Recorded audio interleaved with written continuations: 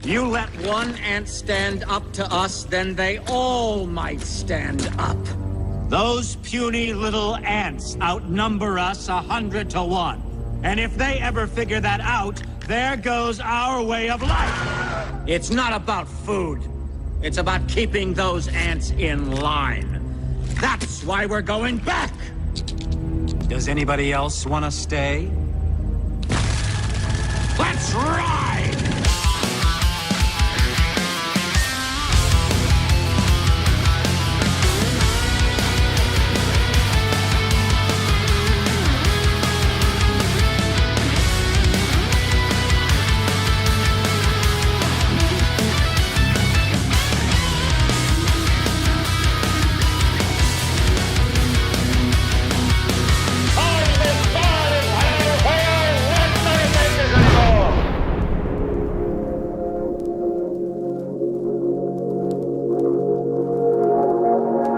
Hey, what's up?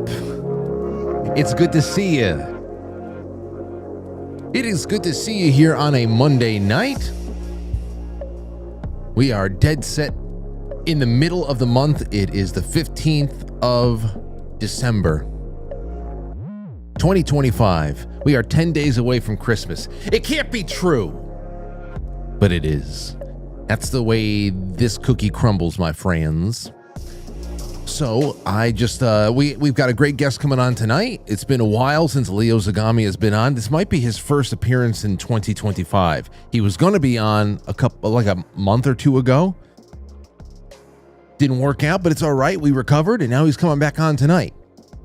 So it's interesting what he has written about recently, because of course he has a new book out. He's a prolific writer. He's always writing. And this is all about Jeffrey Epstein, the Sabbatean Frankist monster. So of course we are getting into some deep lore. We've done a whole night on Sabbatean Frankism and Zionism in the past with Leo, big time. So we should be able to build nicely on that foundation by bringing it to modern day and, you know, talking a little bit more about the role that people like Jeffrey Epstein play within that world and that hierarchy. But damn, let me just say before we get started, like the show, comment on the show. If you're in the chat room right now, let's do a roll call. Let everybody know where you're from, whether it's a city, a state, a country, it doesn't matter. If you're from some kind of underground, colony, in a sewer somewhere, I don't care. You live with the Ninja Turtles. Let us know where you're from. Just get things nice and lively. Fluff it. I need my chat room fluffers in the first 10, 15 minutes to really start fluffing. So get the fluffing going. That's what we need here. Remember, whatever shows you like on the internet, if you are not commenting and making your voice known, even through a like, that show is going to die. Okay, I mean, so keep the momentum going. Thank you guys so much, man. What else can we really say about this weekend? In the second half, we'll find time for the Rob Reiner thing. Rob Reiner thing has throat cut. He and his wife were murdered by their son. And I read somewhere that Billy Crystal had to go identify the bodies. I don't know, like stomach churning shit. You had another shootout in almost fully disarmed Australia.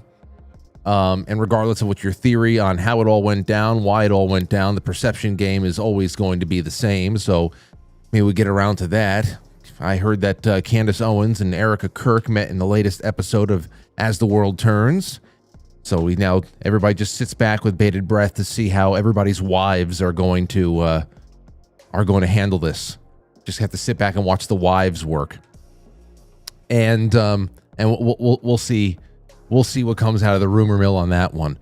Anyway, I'm pretty sure that things that we do tonight, some things that we do tonight are definitely going to resurface tomorrow when Jay's in the studio. But there you have it. That's what we're doing. That is what is going on. And on the flip side tonight, I don't know. I have a couple. We can either do a couple of reels that I really want to watch, or I might power up the computer in the other room and go live from the drums.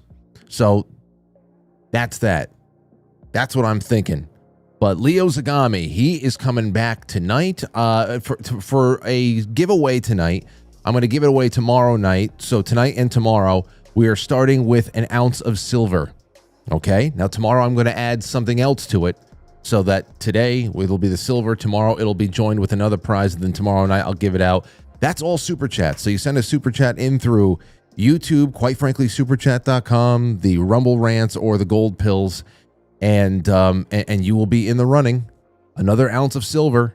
I mean, it's going to be triple figures before you know it. I remember the days of double figures. They're quickly leaving us. So get in on that ounce of silver and support the show, and we will get you that out by way of quitefrankly.gold. By tomorrow, it'll be out. By the way, remember, you only have 3 days left for a few things before we get around to starting to introduce Leo, because he's going to be on around, I think, 7:15. We've got 10 minutes left. Couple of things, because we're running out of time here. Quitefrankly.gold. Tony said that the last day that they can possibly get any kind of silver orders out to people before Christmas is December 18th. So that's 3 days from now. You go to quitefrankly.gold. Even if you get like a little sleeve of junk dimes, you want to give all the kids, the cousins, everybody a cluster of Mercury Head dimes a piece, whatever it is, you use promo code Frankly and you're going to get free silver thrown in on top of it. Whatever you buy, it doesn't matter how little. Promo code Frankly. Go to quitefrankly.gold. Yeah. Hey, how did you like our little pop-in stream on Saturday? That's what I told myself it was going to be. Just going to pop in. It's the Studio Christmas Party 2025. It's a special night because it's 10 years that we've been in this studio. A decade. We moved in here in December of 2015. After being in the first studio for 6 years, and then before that, it was the rest of the time was in our bedrooms. And to be sitting here on Saturday night, it was great.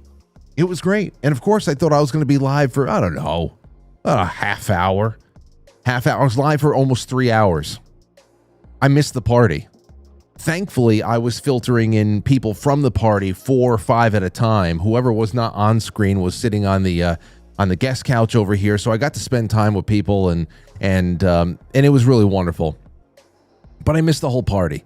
When I finally wrapped up, people were starting to leave, but everybody had a good time. That's all that matters. So I hope you guys enjoyed it. From what it looked like, you did. One other thing, I posted a short video with glimpses of the inside of my father's Christmas party last night. That is in shorts and on YouTube and reels on Instagram. But there was nearly a 10-minute long walkthrough of the house with some commentary from my father at the end, and all of that has been posted on the members only platforms. So go and check it out. If you're a monthly sponsor, it's all there for you as always.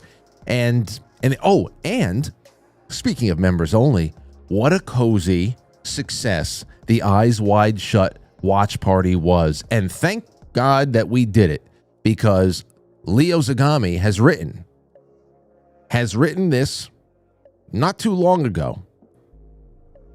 Mainstream journalist admits that the conspiracy theorists are right. Eyes Wide Shut is real. We're going to get around to that in a second. But over the week on Friday night, we watched it. It was the first time we did a live watch party for the film club. It was really awesome. When it was all over and the credits started rolling, I just slipped right into Studio B, still wrapped up in a blanket, and we just dished on what we observed for about 25 minutes. It was great, and I think we're going to do It's a Wonderful Life at the end of this week.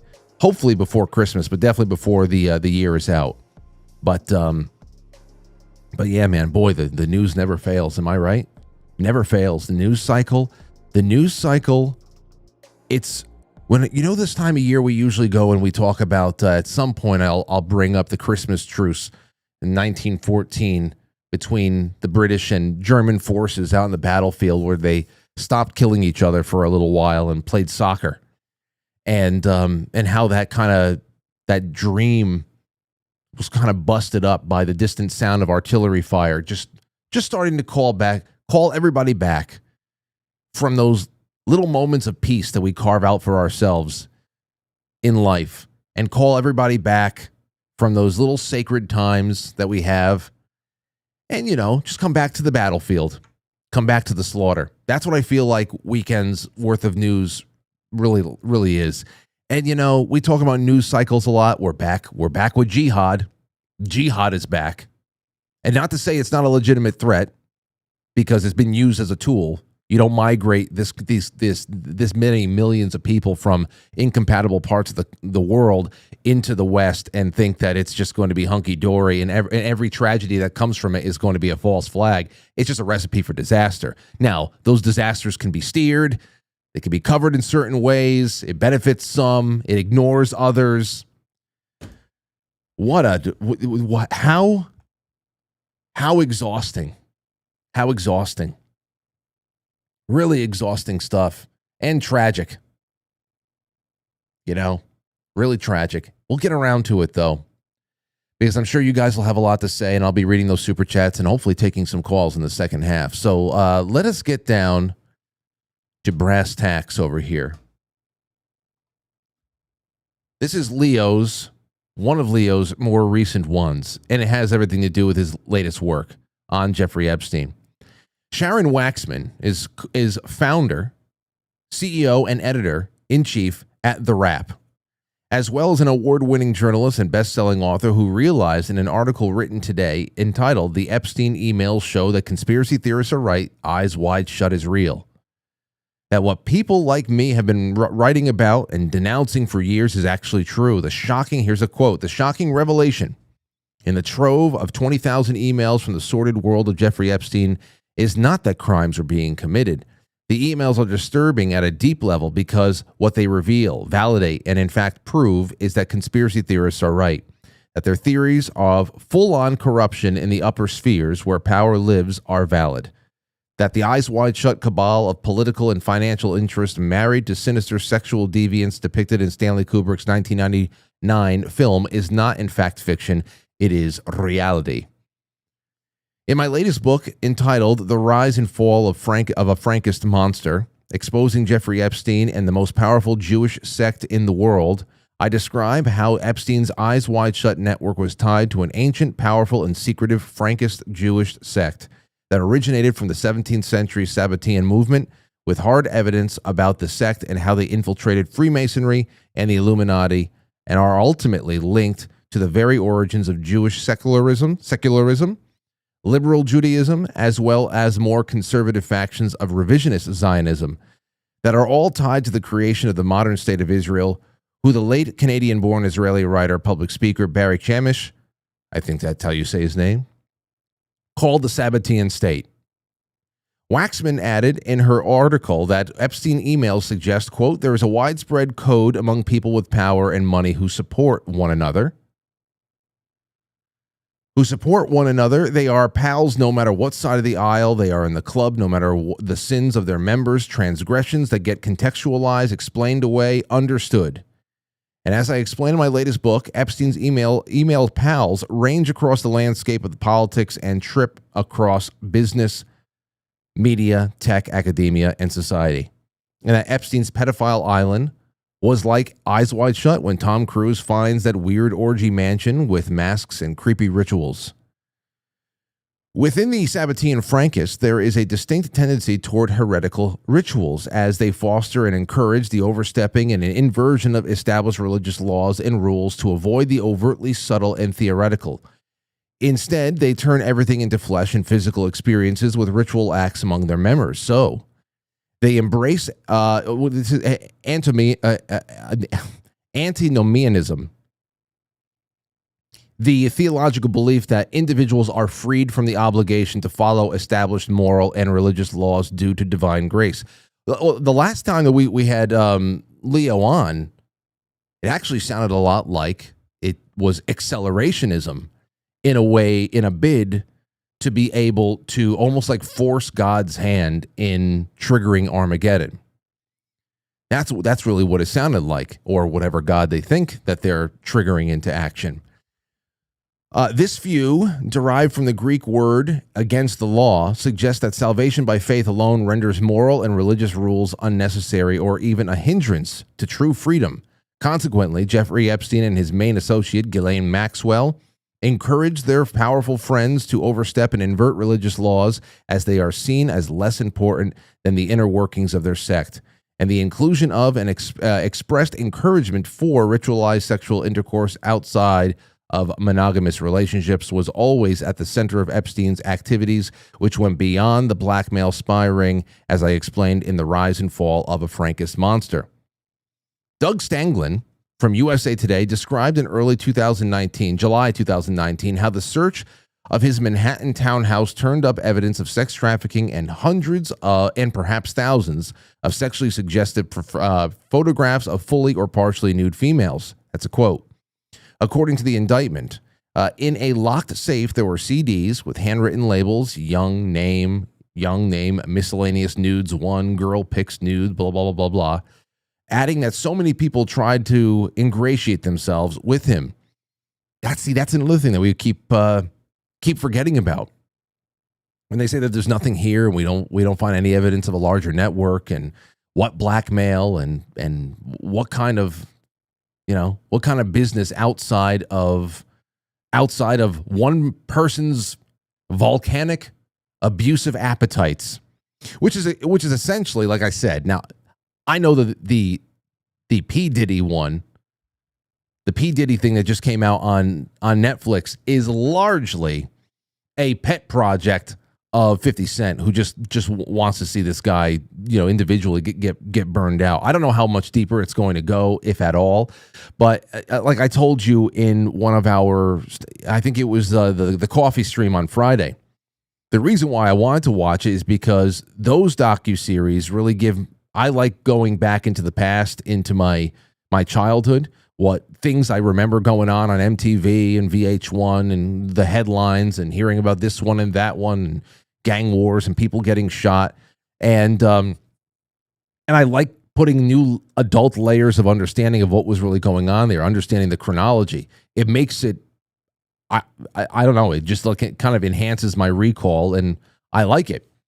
But at no time did I think that there was going to be some sort of a real expansive dig into what kind of a network even Sean Combs was plugged into, because it didn't say anything about, they didn't touch the Jonathan Odie stuff.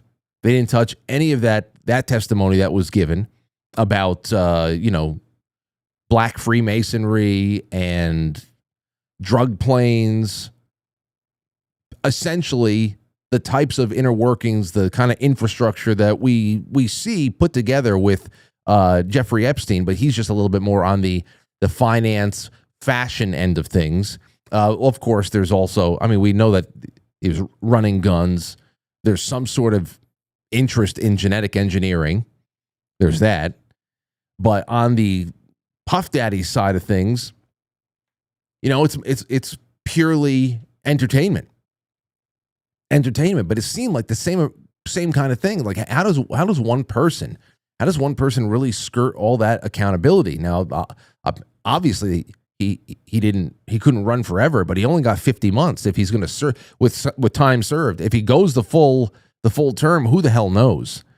But it didn't go into anything that was beyond, this guy is a domestic abusing, drug, sex addict, egomaniac who most probably was a part of a couple of sanctioned murders.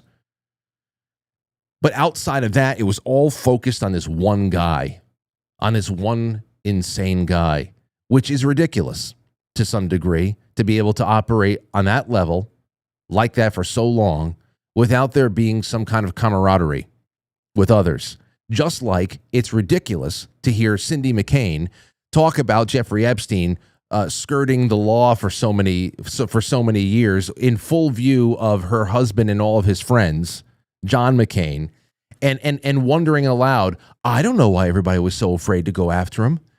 Why? Because he had money? I mean, there's a lot more people who had more money than him. This whole idea that, well, if you're rich, you can get away with murder. No,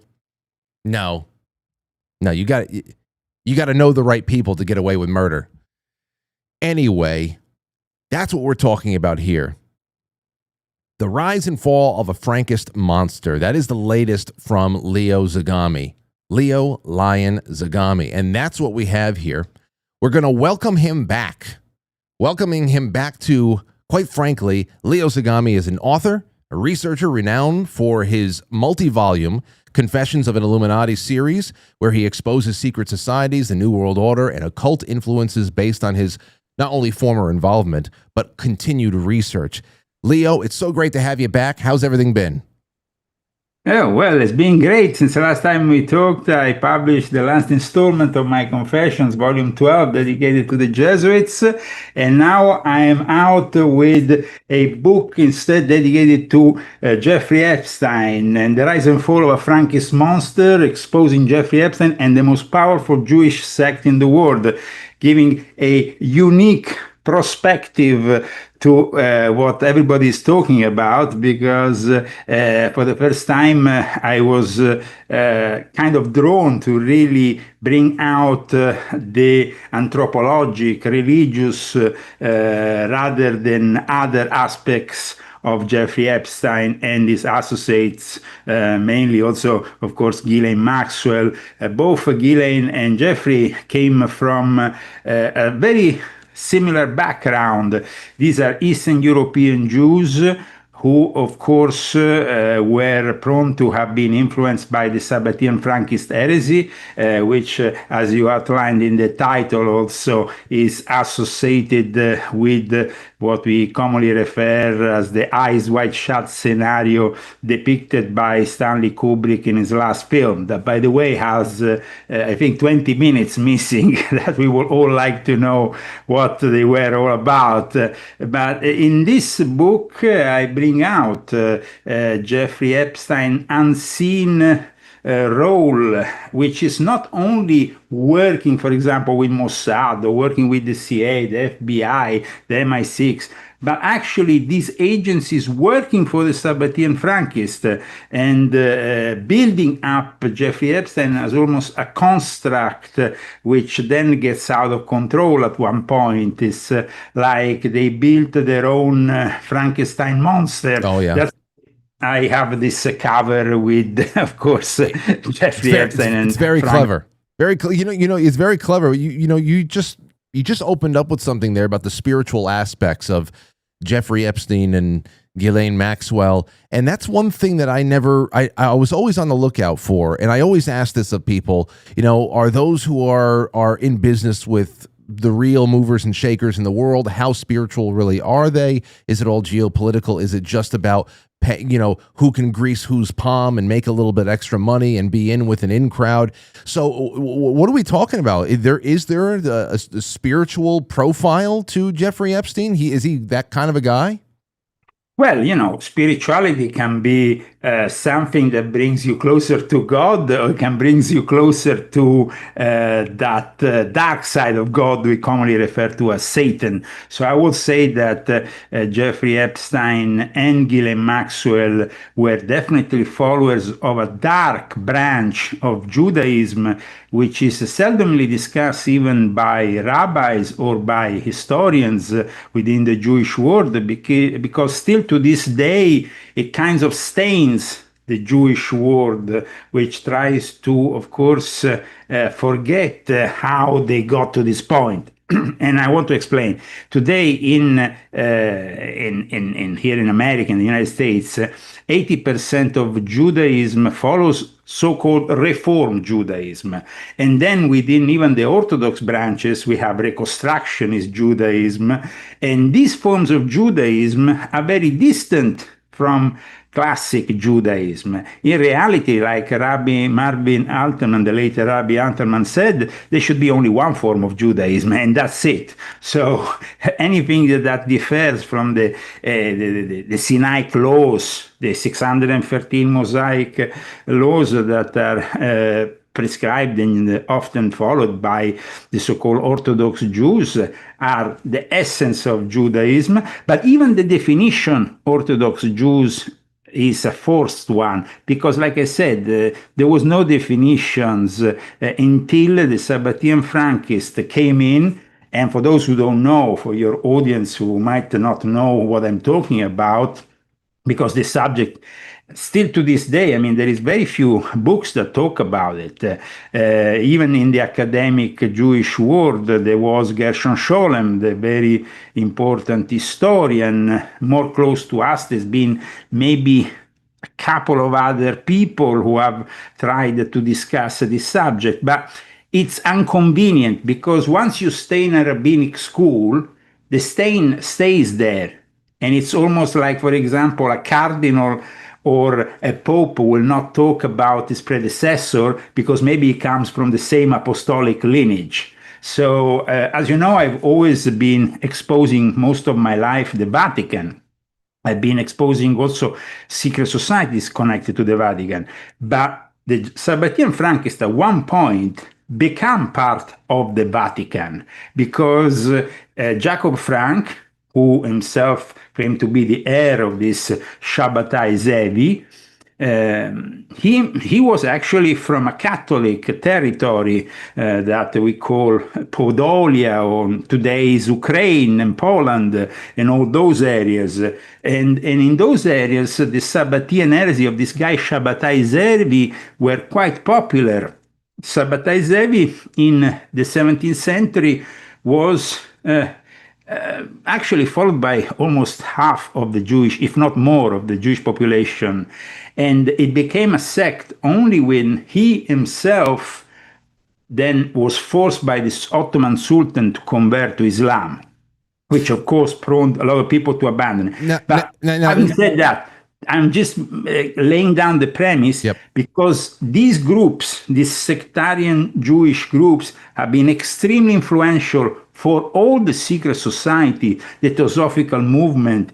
And in my book, I showed this influence that goes all the way to Aleister Crowley, even before Madame Blavatsky, or even Anton LaVey, whose real name was Anton Levi.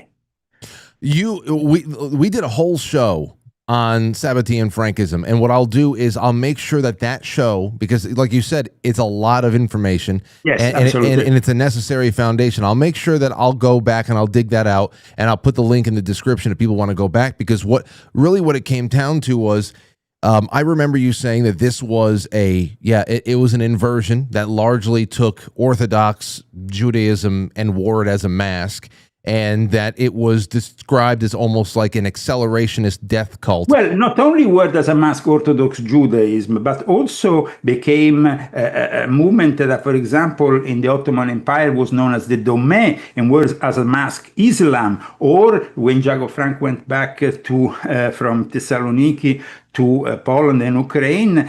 He converted, actually, he brought to the Catholic Church 20,000 Jewish converts, and so he sanctioned an alliance with the Jesuits for a brief period. So there was actually an influence which is not really talked about, because it influences also all the future banking cartel. I mean, the Rothschild, the Schiff, the Goldsmith. I'm talking about all those families that came from Mannheim, from Frankfurt, and then, of course, Vienna, the capital of the Austro-Hungarian Empire, was pivotal, was an important place for the development. But the secret societies, like, for example, Moses Dobruska and the Asiatic Brethren, I mean, these are secret societies that actually influence the birth of all the other societies after, like the Golden Dawn, the Ordo Templi Orientis, all the way, like I said, to the Church of Satan. I mean, the fact that they like to celebrate naked this so-called masses, the fact that they included in a very let's say that they made syncretism between Islam and then Catholic elements. And so, they brought, of course, a twisted interpretation of Lurianic Kabbalah, this redemption through sin concept.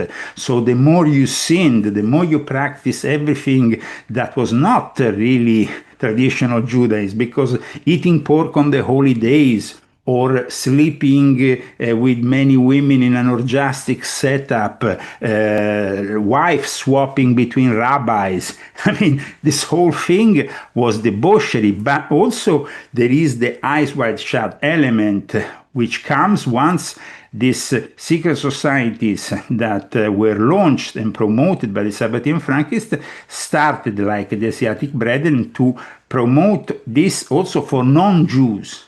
So it came outside of Judaism, these teachings, twisted teachings of Kabbalah. And and I'm glad you got to that point, because what you were saying was that in living out these sinful, chaotic kind of things, to go to the inverse of what would be moral, would almost the end game is to force God's hand in, or Armageddon. Like, what's the end game of that? That's supposed to, like, force a resolution, to be able to bring the world to a state of sin so much that it actually forces divine action. Isn't that what the thought is?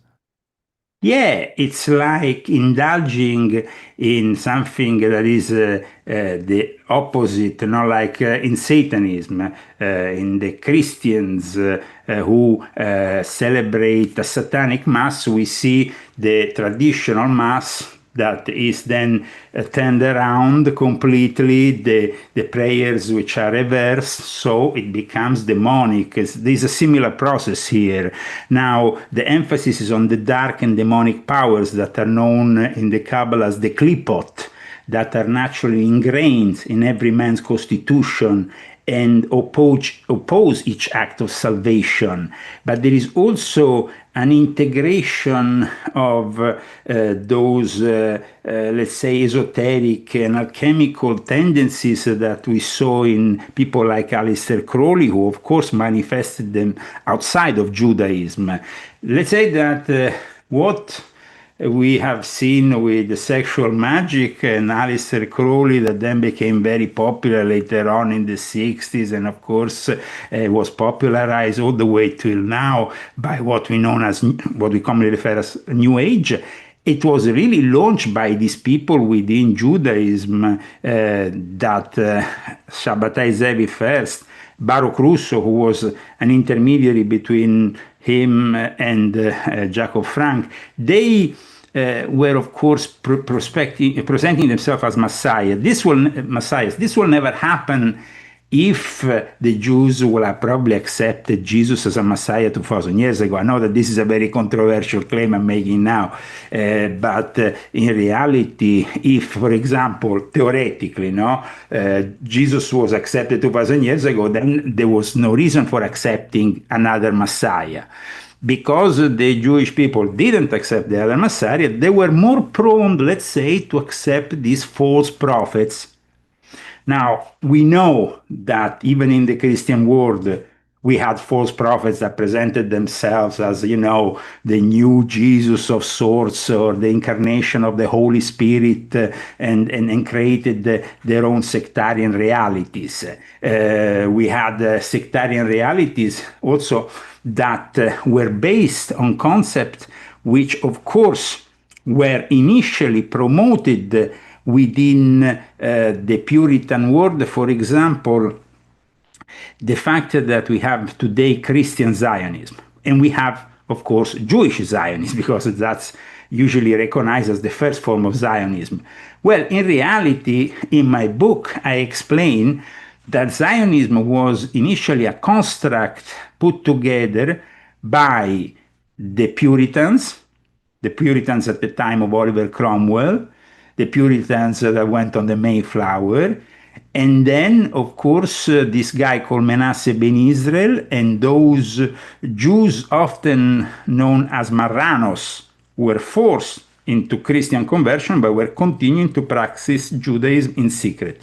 Now, we always notice that let's say, the birthplace of all this twisted so-called Illuminati reality, which in fact in Spain we call alumbrados, well, it was all based on the fact that when the Spanish Inquisition came along and they tried to purge the whole Iberic Peninsula of any Moorish Islamic elements or any Jewish elements, the reaction then was, as we saw, the birth of the Jesuits later on, and of course we have also then the birth of these Sabbateans, because the father of Shabbatai Zevi, who not maybe people don't know about, of course, is very rarely discussed even by Jewish historians. Mordecai Zevi was working in Turkey for the English Puritans.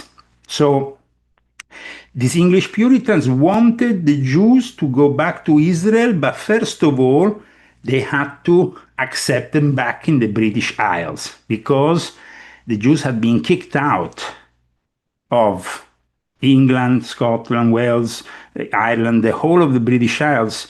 The Jews had been kicked out for several hundred years.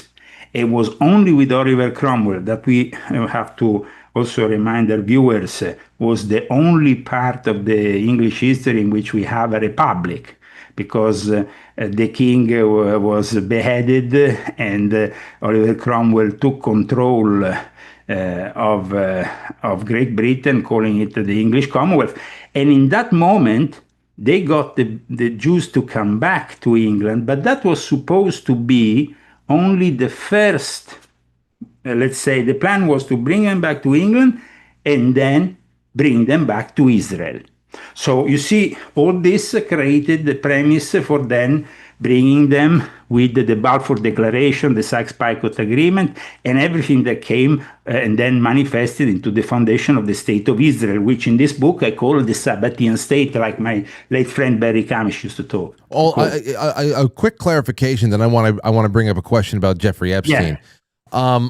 It was put to me once before that whereas Sabbatean Frankism was very much on the esoteric and the mysticism and aspect of it, that Zionism was a geopolitical construct that just coupled with it, that it's a lot less esoteric than the Sabbath, that they're essentially two sides of the same coin. Is that the way that you would describe it?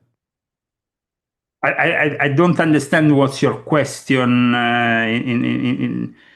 Sorry, I wanted to be clear so I can understand it and I give you a right answer. That Sabbateans that was a lot more of the spiritual eschatological end game of things, the Armageddon, getting into the spirit, okay. And that the flip side of that coin was Zionism, which was a lot more geopolitically. Perfect. Yeah.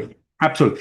I would say that one and the other were connected from the very start. Okay. In fact, I explained this in my book. I mean, they were connected from the very start because people like Manasseh ben Israel, for example, who was called the ambassador of the Jews, or people like the guy who first wrote a book that explained how the Jews should go back to Israel. This guy here, the French theologian, biblical critic called Isaac Laprière, who was actually a Jewish Marrano. These people saw these two things as part of the same package, because it was, the Messiah will only manifest if you bring them back to Israel, or if you were attempting to bring them back to Israel. So, yes, you had, for example, the strong Kabbalistic influence. You had the Kabbalistic terminology that was coined in the writings of Nathan of Gaza and Isaac Luria. And then you have, of course, though, the strong emphasis on a messianic or redeemer tradition. And that is also important. So you see, the fact that when Theodor Herzl, who of course formalized the creation of a Zionist movement, he came along by that point, it was the end of the 19th century. Judaism, under the strong influence of the Sabbatean Frankists, especially the Frankists in Europe, had become secularized also. So it worked like this. Jacob Frank pushed for a conversion to the Catholic faith, but not every Jew accepted that conversion, so many stayed within the Orthodox faith, and many ended up in what is today called Hasidic Judaism. For example, organizations like Chabad are part of Hasidic Judaism, and they have been heavily influenced, in fact, by Sabbatean Frankist elements. But there is also heavy influence of Sabbatean Frankist elements in all the Jewish culture that surround us today. It's a big problem, actually. Today I have Jewish friends who connect with me and who love this book because they find it respectful of their tradition and of their religion. I explain this book wants to distance people from anti-Semitism, because you can't blame a whole race of people. You have to blame instead the fact that they have been actually victims of these demonic powers, of this, for example, people say the Israeli deep state. No, Israel, unfortunately, has been created from the very beginning by the Sabbatean Frankists. So you have on one side the labor Zionists, on the other you have the revisionist Zionists with the Likud party that is in power now with Benjamin Netanyahu. But it's using the Hegelian tactics. They have been both created by the same people. And if we have today transsexual rabbis who endorse Mamdani, if you have women rabbis, if you have so many things that are contrary to traditional Judaism, is because they have been pushed by the Sabbatean Frankists. If we have so much anti-Semitism in the world today, it's because of the Sabbatean Frankists. Because another thing that people need to understand, Sabbatean Frankists have been the worst enemy of the Jews.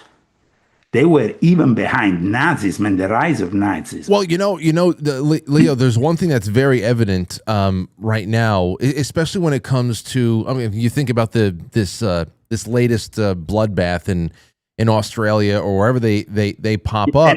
And that event was organized, in fact, by Chabad. It was two rabbis who actually ended up dying, who were both working for Chabad.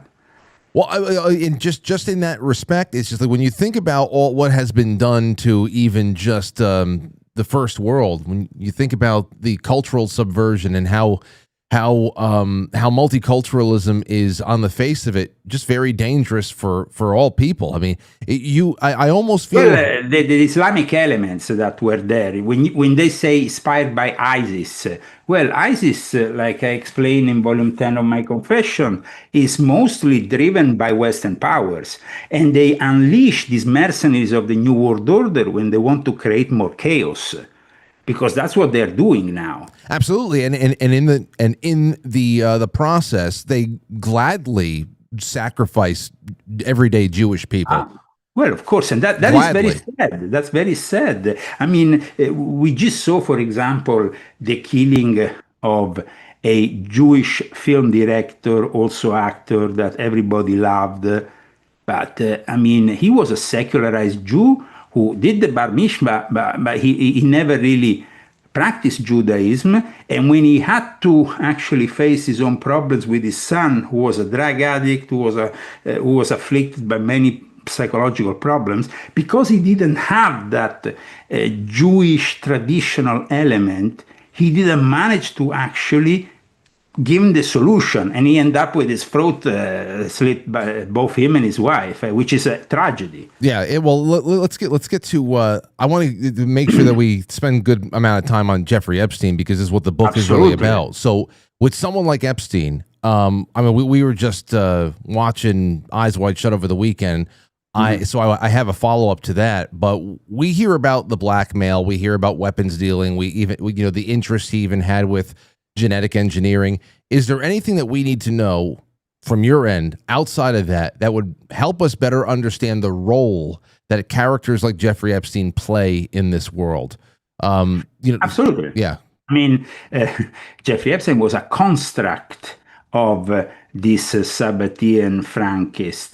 The first guy who introduced him to the elite circle was Donald Barr.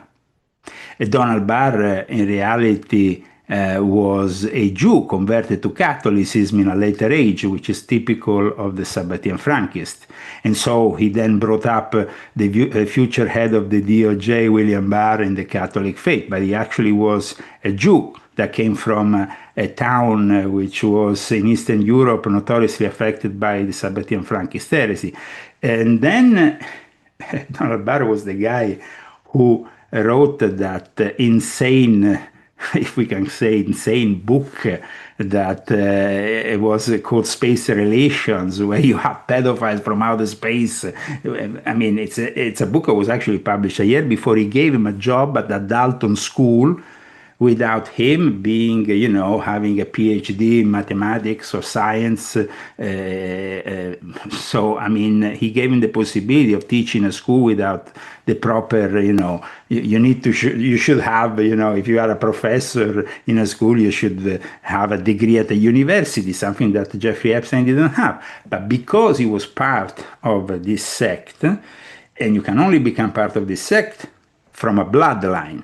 So that's where my book goes deep into the study of the Stokowski, the Epstein family, as well as Ghislaine Maxwell, the Hock family of his father, which was only called Robert Maxwell after 1946 when he became a British citizen, and who came also from what is today Ukraine. So the actual analysis here brings us to a elite that then brings them in 1985 to work with Lex Wexner.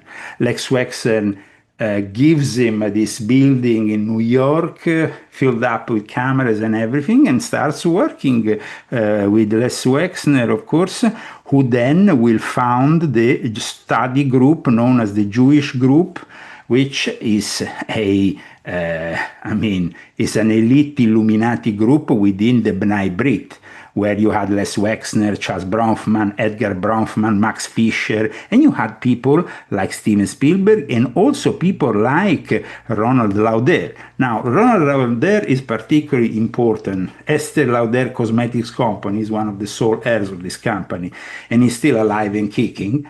But he's very important in our story because he gives Jeffrey Epstein the possibility of having also that Saudi Arabia passport with an Austrian residence. In 1986, in fact, it was Ronald Lauder who became the ambassador in Austria. And he was, like I said, a very influential person, also in the financing later on of Benjamin Netanyahu. So all these things are connected. I mean, Jeffrey Epstein was definitely a very influential character at one point within this milieu of people. But let's not forget that there are people more powerful than him that put him there, and once they saw him as a liability, they eliminated him.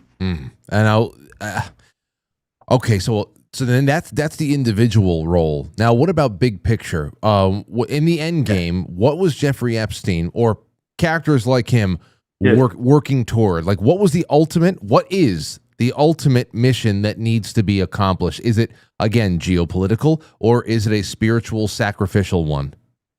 First of all, Jeffrey Epstein is a mad scientist of sorts. He was involved with transhumanism, robotics. He was involved with the software, with Hanson Robotics behind the Sophia the robot. He was involved with the Santa Fe Institute. He was involved with Harvard. He was involved with many things that deal with artificial intelligence development and the use, like Peter Thiel.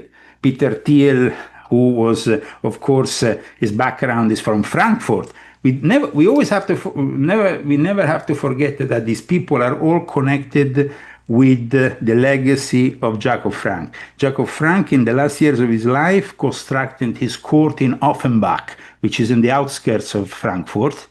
And from that place, he actually dictated the future of the banking system and of how then it went. Because you say, what is the spiritual or let's say the occult element? Yeah. Well, we see it in Telema, we see it in Luciferianism. I mean, we can say they are Gnostic Luciferians in essence, the way they portray themselves, which ultimately is Satanism.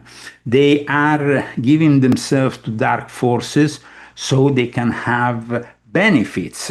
They give themselves to practice pedophilia because they want to absorb the young energy of their victims. They want to practice things that are despicable and criminal for us. But, for example, Jeffrey Epstein in the Zorro Ranch, he was planning to inseminate the world with his own seed. Yeah. I mean, there are very many elements that we can discuss here. At the moment, Palantir, Peter Thiel, it's really a disturbing it's an institution that is constructing around us a reality of control. And that was also what Epstein was involved with, aside from the military-industrial complex and also breaking deals in the geopolitical sector. So it goes hand in hand. I mean, what you see with the Eyes Wide Shut scenario might seem, very theatrical, but in the end, the reality of it is that they move these forces, these occult forces. And you see, the thing that many people don't realize is that when you arrive to a certain level, that scenario, when you arrive to a certain level, like JP Morgan, the level of the top, then at that point, you have billions. You are no longer interested in money or materialism. You want something more. And that's what people like Epstein and his milieu people were working with.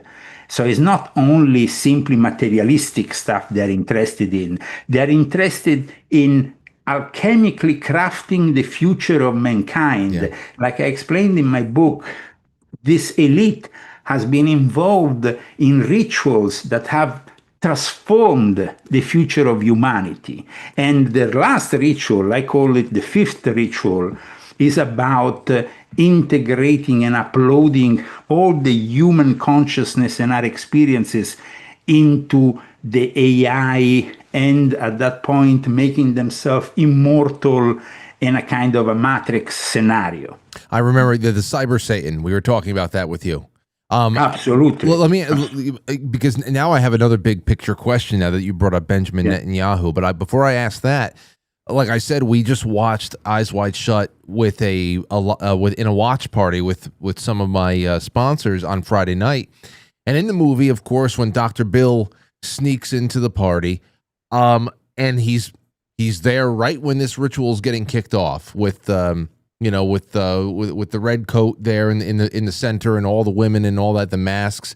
What could you tell us about the ritual being portrayed at the party in the movie? Was that authentic recreation of a specific act, or with the backwards Romanian chanting and all that stuff, or was that just Stanley Kubrick taking creative license? No, I mean, Stanley Kubrick, for example, in the externals, when, Tom Cruise arrived to that building, the externals were actually a building from that used to be an historic building that belonged to the Rothschild. And he did it because he wanted to reference to the fact that the Rothschild had been involved in that kind of rituals and parties. We know the famous mask party also of the Rothschild. And then because the building itself was a little bit ruined on the inside, they went to another place, I think, in the proximities of Bury St. Edmunds, which I know very well because my grandfather used to live there. And so, and that's inside this building in Bury St. Edmunds or around Bury St. Edmunds, they actually filmed the actual ritual. And so it's all very much connected with the reality. The references that Stanley Kubrick gave never really took the artistic license outside of a reality. The people who were themselves acting, I had the possibility of interviewing one of the actresses of the movie Eyes Wide Shut, and I understood that Stanley Kubrick kept them in the dark regarding the symbolism and what they were actually portraying as actors.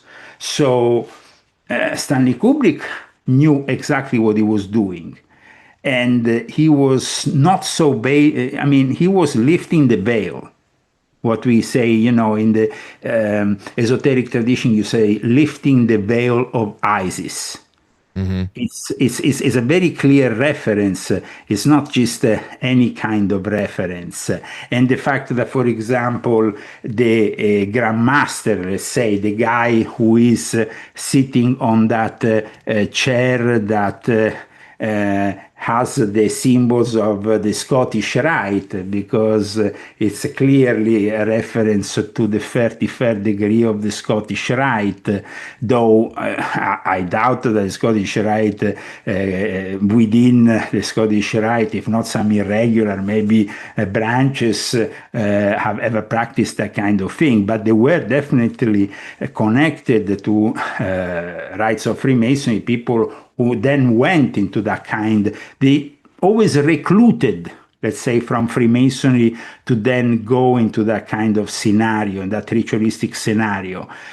But I think that it's rather clear that Jeffrey Epstein also was giving Ghislaine Maxwell a special role that is not understood if you don't read this book, because in this book I explain the role of Ghislaine Maxwell. See, when people then so Jeffrey Epstein, a lot of people believe that it's Ghislaine Maxwell was handling Jeffrey Epstein. Who was in charge there with that in that relationship? Well, you are not far from the truth when you say that, because you see, Jacob Frank gave the role of the heir to his daughter, Eve Frank, mm-hmm. who became the first female Jewish Messiah.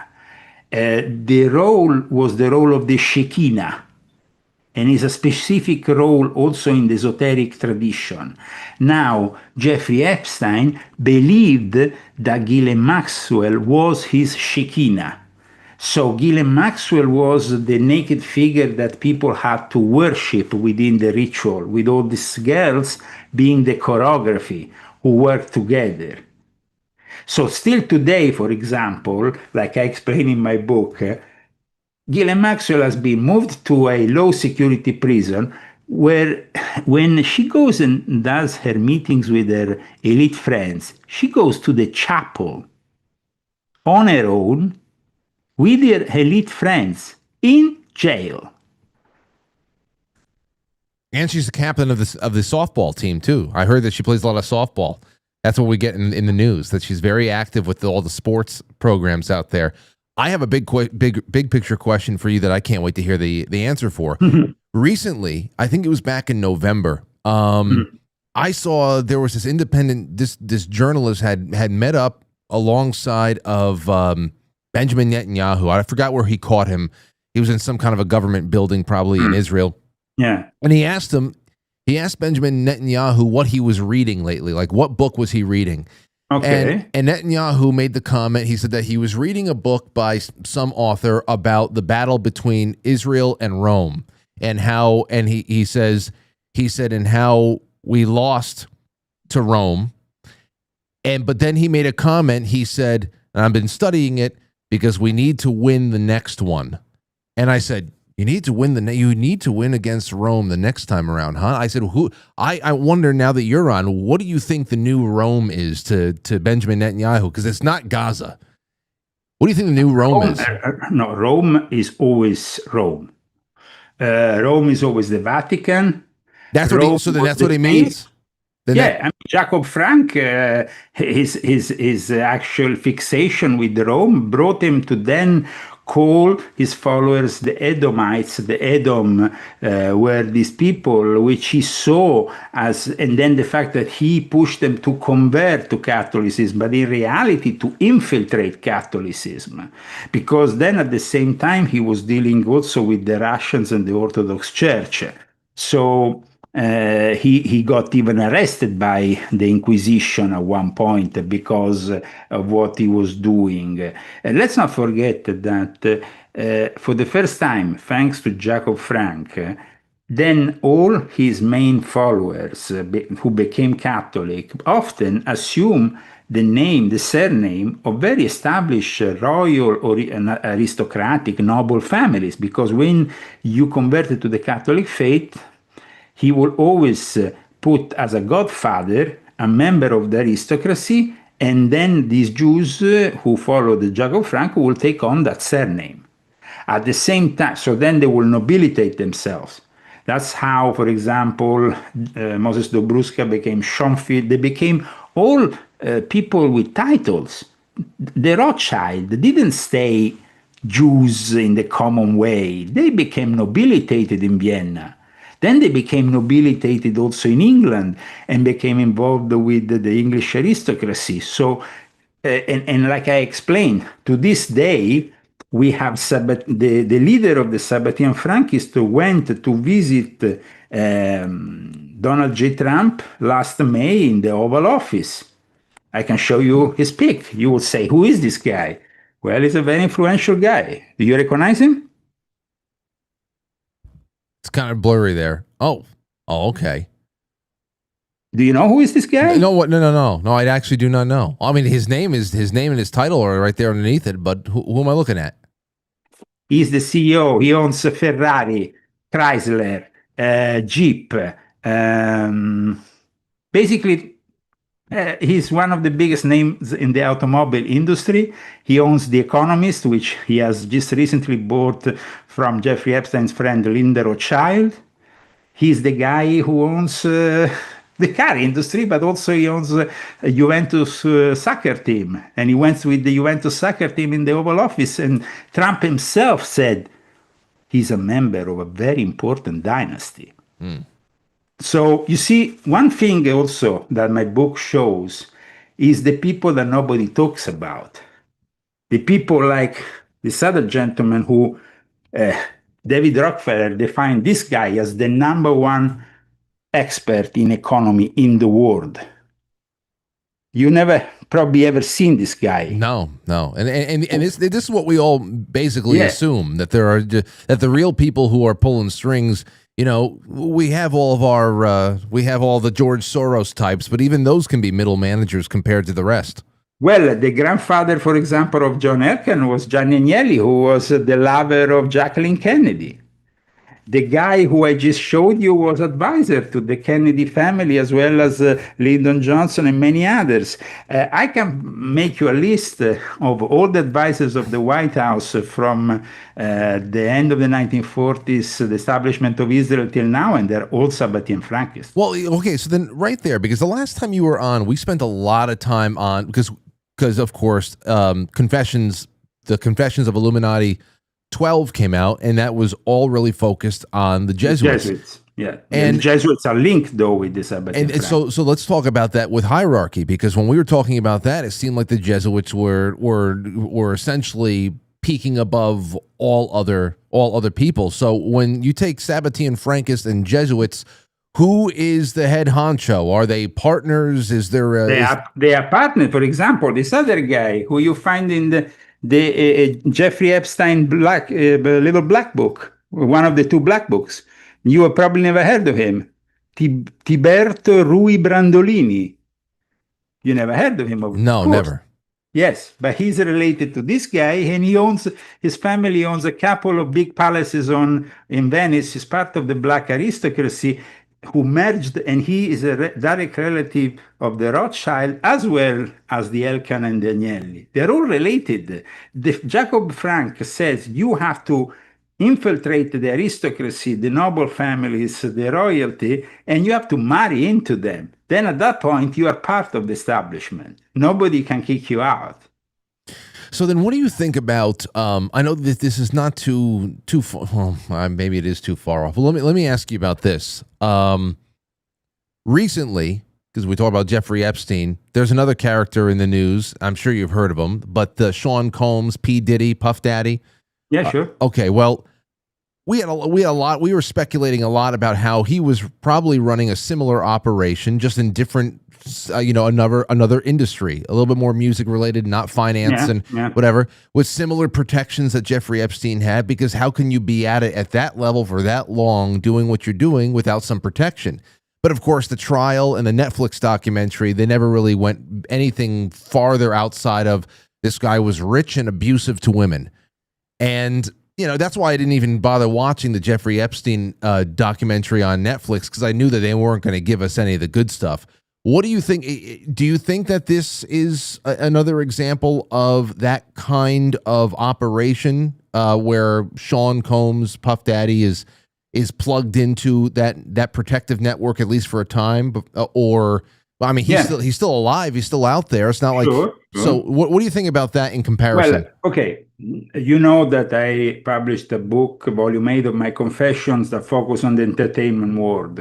And one thing that we need to understand is that in black music and black entertainment, they are all connected through Prince Hall Freemasonry, and also the various fraternities that are connected to it in the university. Okay, so what is the black sect of Freemasonry again? Because there was Prince Hall Freemasonry. Okay. Prince Hall was the first free slave who then became a Freemason and founded African Lodge number 1, which then became the mother lodge of this form of Freemasonry, because of course for many centuries black people were not allowed here in America in white lodges. There was a segregation that then forced let's say the black people to create their own form of Freemasonry, their own form of Shriners.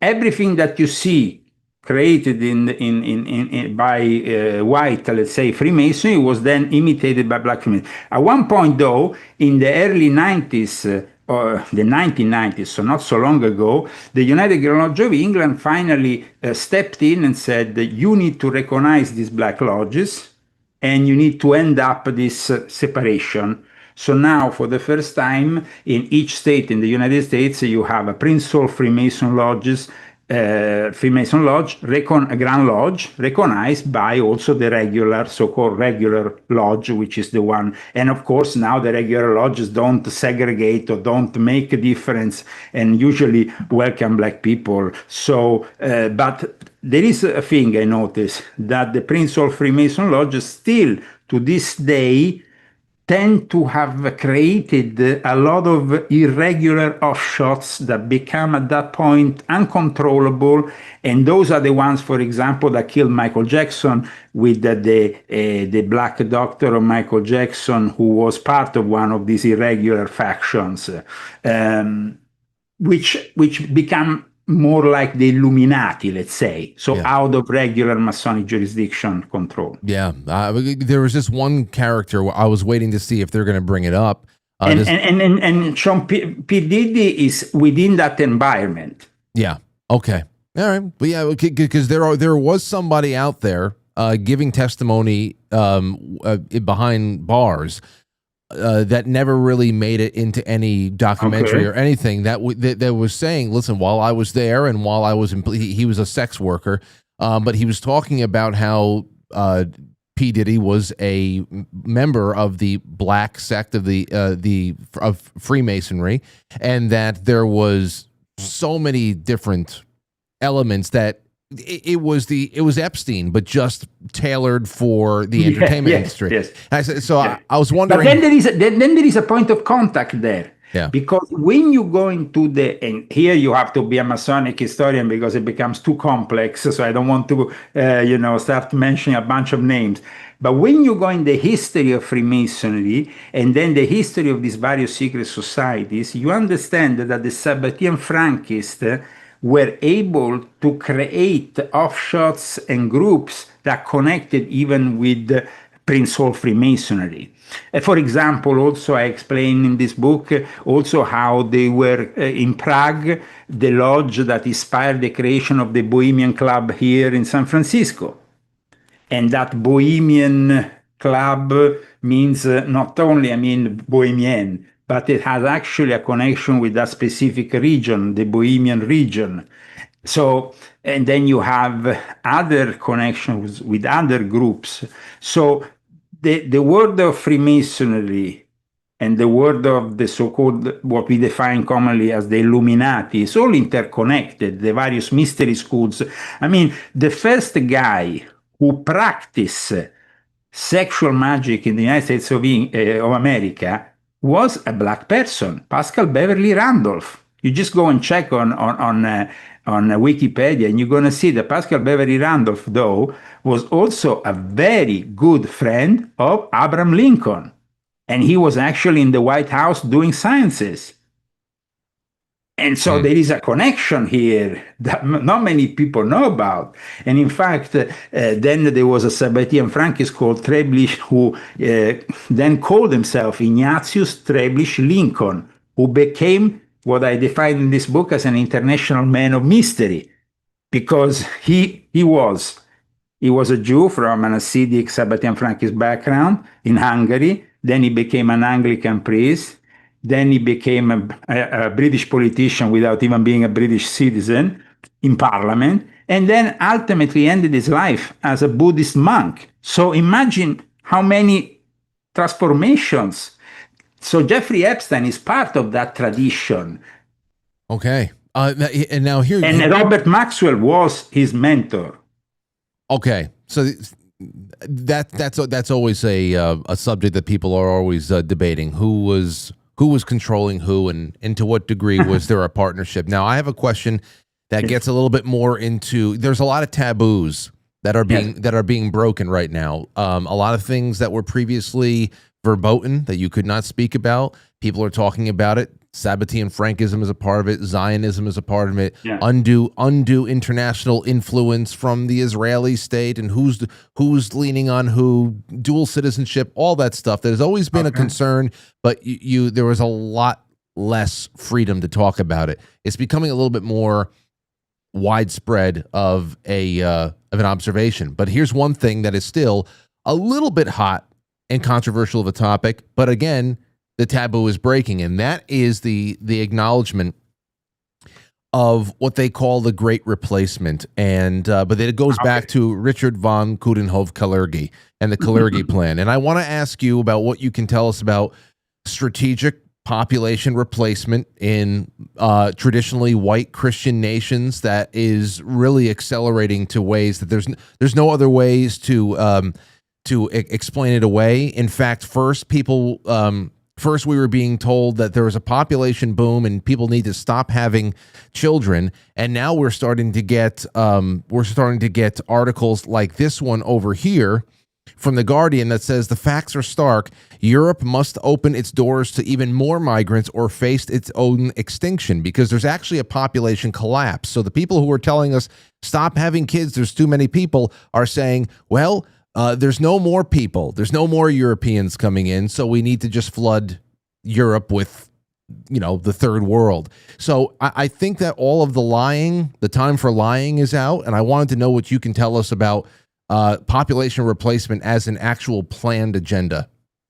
Okay, the Kalergi plan, I think I was the first person in the English language to write and publish an article on InfoWars in 2015 about it. And to talk about it also in a famous documentary which we produced with Alex Jones in Rome. So I think that that is a fact that stays. As the Latins, the Romans, ancient Romans used to say, scripta manent, so verba volant, means that what you write actually stays as a testimony. So if you go back in time, that is the first article that actually, because this topic has been discussed for decades in Europe, but in the Anglo-Saxon world, very few people knew about Count Richard von Cadour-Kalergi, who was a Freemason, who was a guy, a member of the aristocracy, close to the Jesuits. He was brought up in a palace in which, of course, his parents one was an Austro-Hungarian diplomat, and then the wife was Mitsuko Aoyama, who was a Japanese. So he himself was a mixed-raced guy, who for some, he took this pan-European ideal at heart, and he was able to carry it on. And I actually write a little bit about it in Confessions of an Illuminati, Volume 12, because it connects also with, and also there is Volume 7, in which I talk about his connection with the elite of what used to be the Austro-Hungarian Empire, and that elite, of course, was always in Vienna. And Vienna is a central focus point for the Illuminati, the merger of the Sabbatean Frankists and the Jesuits together for one plan. You see, the European project came together during the last phase of the Second World War, when the Freemasons and the Jesuits made this, let's say, unlikely alliance to bring peace between the Germans and the French, who had been really not very friendly with each other. And as you know, the Germans occupied France, so they were pretty, but they brought together this axe, this French-German axe, at the basis of the future European community and union, and the foundation, of course, of the Club Bilderberg, which then was very important in developing. Now, Kalergi's plan was to substitute you see, there is a thing here. I'm European, as you know. Nowadays, I'm American. I was forced into renouncing my European citizenship to not have any more, to not suffer the persecution, because Europe is a nightmare these days. It's a place where you have no freedom of speech, no freedom of expression. You can get arrested simply for what I write in my books, which is absurd, but it's the reality. And I don't think actually that Trump is doing enough. Yes, talking is one thing, but acting is another. If the interest was to overcome what we are seeing now in Europe, well, then we will need a new stay-behind operation to kick out all the communists, leftists, globalists, who are the technocrats who are in power in Brussels. And that is not happening. You think there needs to be a new Gladio? Yeah, no, but I tell you from a personal experience, I worked with Gladio in 1990 when I was in the military, and I have friends who worked for many decades in Gladio. So like Gaetano Saya, who I even do shows at times with. So I know very much from the inside. I did only one operation for Gladio. I went inside the house of a Serbian intelligence officer with a microfilm to photograph in the middle of the night. That was my only experience. But it was a successful one, fortunately. Oh, good. It was a very scary one, tell you, because going into the home of a Yugoslavian intelligence officer in that period of time in 1990 you're risking your life. But in any case, I was doing it in the name of anti-communism. And I've always been an anti-communist. Communism for me is the biggest evil that could ever touch my family. I saw members of my family suffering from communism and the persecution. As you know, I'm an aristocrat, so I saw how communism works. In Eastern Europe, Russian members of my family had to flee the country and suffered very much for the persecution. So aside from that, Kalergi made a diabolical plan, and he did it with the intention of substituting you see, in Europe, we have races that have been there for thousands of years. The DNA of an Italian is there for thousands of years. The DNA of a Frenchman is there for thousands of years. The DNA of an Englishman is there for thousands of years. It's not America. It's not a country of mixed races. So it's very difficult then for the elite to break up that, let's say, tribal, ancestral unity. And because the woke communist agenda, leftist agenda, is to instead substitute the white race of Europe with people from countries who, of course, are more easy to control. Because once you let them in, for example, like, I mean, Angela Merkel let in a million Syrians in Germany. She has destroyed Germany. Germany will never be the same again. Germany is a shadow of its former self. And the colonial work, the colonial thing of the French then brought millions of people also to France. And they have now been Gettyside. They created a situation of tension with the local populations. So the Kalergi plan is about ethnic substitution. Now, when I said, we need a new state behind, the problem is that today there could not be a new state behind because the people in charge of the state behind are the very people that today are pushing that globalization, those leftist values, that destruction of the family identity. When we say, Europe is being invaded. Europe is being invaded because, first of all, in the past decades, they have destroyed the family structure, they have promoted abortion, they have made marriage a less appetizing thing, and nowadays in Italy, there is no new children. And so they simply substitute and bring in people from countries that have 10 children each. And that is what the Vatican is actually thinking. The Vatican is thinking for the future. That's why they are bringing Islam into the fold and creating this one world religion, and they are unifying elements of Islam in this upcoming one world religion. Because it was a guy who I know since childhood who confessed me, a guy from the Vatican, a Monsignor, who told me, Leo, they have 7 children, we have 1 child maximum. The future is theirs, it's not ours. And so they are very calculative in that. And so the fact that Condu Kalergi, whose family roots were mixed, even if he was an aristocrat, who wanted to launch this idea of Europe, but then at one point saw the separation. Europe was fighting with each other. The Second World War was between countries in Europe. Yeah. Those countries today will not be able to fight each other, even if they wanted, because who are you going to make the Germans fight? I mean, the Germans today, if they form now the same, we're going to form, Europe wants to form some kind of unified military force against Russia. But Germany is LGBTQ filled with people, 30% who are queers, who will never be able to be like the Wehrmacht. Now, I know. Listen, we all see the same thing.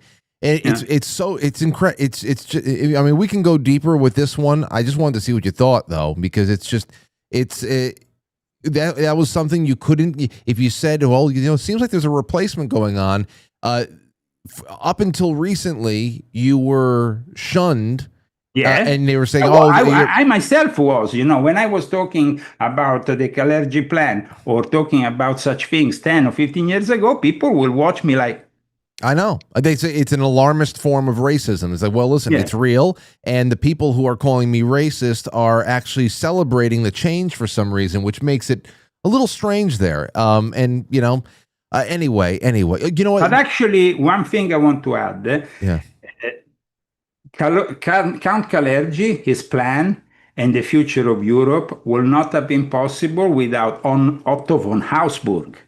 Otto von Habsburg was also the who had the key role in the first Davos meeting. Otto von Habsburg was a guy who had a key role in the first Bilderberg meeting. Nobody really knows much about Otto von Habsburg, but let me refurbish your mind. This was the last crown prince of the Austro-Hungaric Empire. And the guy had an immense power. He died in 2011, but up until he died, he had people like Kissinger bowing at him, when they would meet him. He was the guy who made the eyes wide shut scenario of the ultimate kind in Europe. Wow.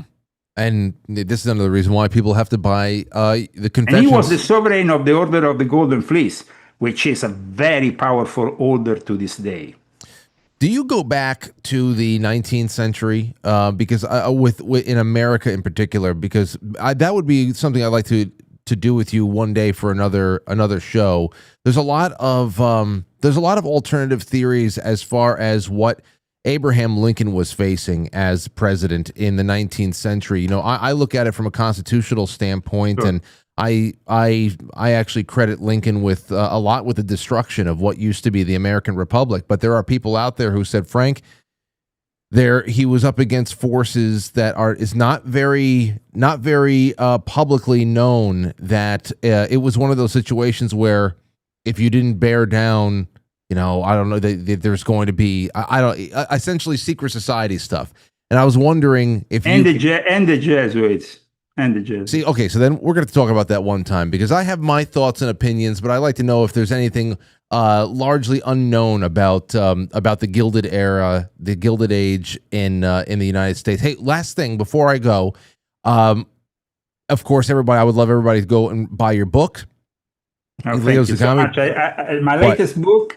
It's definitely a book that will not disappoint you. It has great reviews, and actually people are reacting positively to a book that finally brings you a completely new perspective. Because you can imagine, I mean, when I started writing a book about Jeffrey Epstein, everybody talks about Jeffrey Epstein. There is thousands of articles, dozens of books, and so I had to bring something new. And I tell you, a lot of people say, you have brought that new element, that missing link, that explains why the temple on Little St. James was built in that way, why he had this kind of symbolism, or why he was acting that way with Ghislaine Maxwell.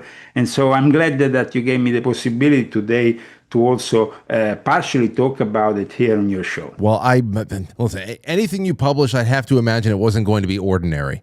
So that's number one. Number two, just because you're here, I can't let you go without any Vatican rumors. Okay. Where does Pope Leo? I'm sure that you're very happy he took your name, but where does Pope Leo? Where does he fall on the timeline for last Pope? Well, he is no longer a real Pope. Okay. Because, like I explained in volume 12 of my Confessions, last year on the 13th of June, the Vatican published a document which was not widely publicized, in which he deposes his primacy. That was, for 2,000 years, basically, they always said that from Peter onwards, the church was built on the office of Rome, and that they had the absolute primacy over every other church.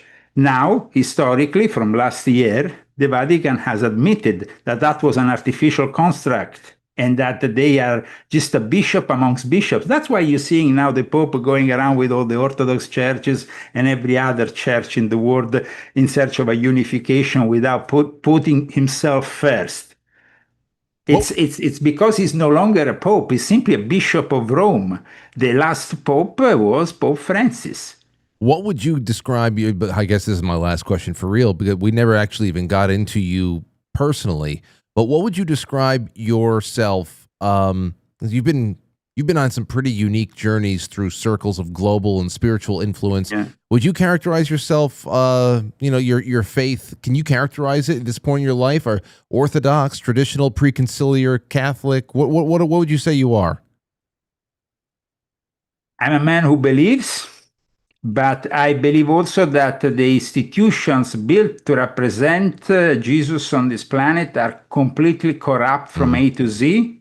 I might agree with partially with some of them, but ultimately, because they are built by men, they often also take the geopolitical thing and put it first. Yeah. It's like, for example, I will definitely, Orthodox Church today, for many people, is a reality which they embrace in alternative to the Catholic Church. But then, when you see the Pope next to Bartolomeo I, and I mean, guys, you're not going anywhere. Yes, the only church that at the moment is out of the loop is Kirill, the Orthodox Church in Russia. And that's why the Congress here wants to persecute it even on American territory. But having said that, even that church, of course, is closer to the Russian state than Jesus Christ. So it is, for me, that limit. These churches are built by people who have that materialistic element still. And I want to find myself with the Christian purity that they don't offer. That's a good answer. It's a good answer. Actually, do you have time for one more question? Sure. I've read a few Vatican thrillers over the years. You and I have discussed at least a little bit Malachi Martin. Sure. And I know you've taken Timothy Alberino on some very exclusive tours inside of Vatican City to show that actually cost him almost his life. I know. You said you brought him to some hot spots that actually were hot spots for satanic activity in the Vatican. And my question to you, and I actually had this question I wanted to talk to you about back in like Halloween time.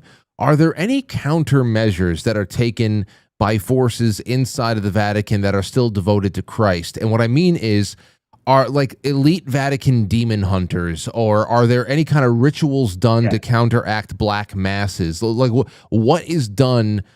I have so many questions about that. Like what's done to a devil worshiping priest who are caught in the act of subversion? Things like that. I wonder about countermeasures. Well, the late Father Amort was one of those people. He tried to really react to what the Second Vatican Council and also what they were doing in 1999 after the sudden death of Malachi Martin, because the sudden death of Malachi Martin is very suspicious. The moment in which Malachi Martin dies, suddenly the Vatican brings out a new exorcist rite. And that exorcist rite, like I explained in volume 6.66 of my Confessions, explaining exactly the number of less prayers they omit and everything, becomes like a gun without a bullet. And so at that point, it was our Lord Jesus Christ and God himself that brought Father Gabriele Amor to create this organization of exorcists, who then said, no, we need to bring back the old Roman rite exorcism. Otherwise, we're not going to have the right weapon to fight this demonic insurgents, which, by the way, I already denounced during the pandemic. It was growing. And in fact, now the Vatican admits a growth into demonic possessions. It's true. I mean, we can see it. It's all very public now. It's not very occulted anymore. It's very overt. It's sad to see, though, that unfortunately the church itself initially didn't react in the right way, didn't give us the possibility of fighting these weapons. They were mostly working on the side of Satan, which is a disappointment for a lot of Catholics, that the church was hijacked during the Second Vatican Council, which took place in the first half of the 1960s. Okay, so that's another thing we're going to have to get a little bit deeper into as time goes on. And of course, Malachi Martin also made that a very hard accusation of the Black Mass in the Vatican in 1963 within the Second Vatican Council, which saw even the participation of future Pope Joseph Ratzinger, who was also one of the leading participants to the Second Vatican Council. So Malachi Martin was a guy who really was fighting the devil. He wasn't joking. Okay. I can't wait to do a little bit more on all of this. And you know what? Merry Christmas to you, Leo. And I'm looking forward to more talks with you in 2026. It's been probably one of the best conversations we've had, and we've had a lot of good ones so far. So thanks again. And Thank you. Thank your audience. Merry Christmas to everybody, because this is a time that we have to put all the divisions, political, religious, everything aside, and we have to come together with our families, with our friends, because there is too much division. The devil is sowing division amongst us, and we need to overcome it, and also pray for our future, because the coming year is going to be a very difficult one indeed. Leo Zagami, have a good one, my friend. God bless you, and thank you so much. Okay, there you go. Go check out his book, A Frankest Monster.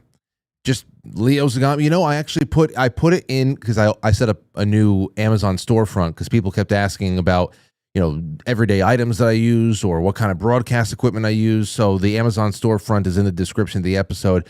And not only do we have all of our book club books in there, but I also set up a guest book section there too. So it's right on in there.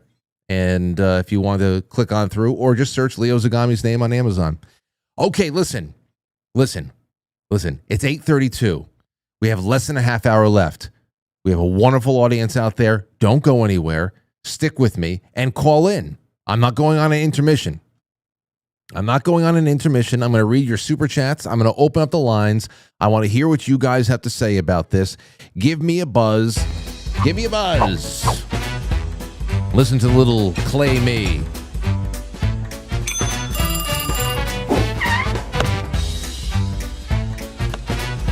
That's right.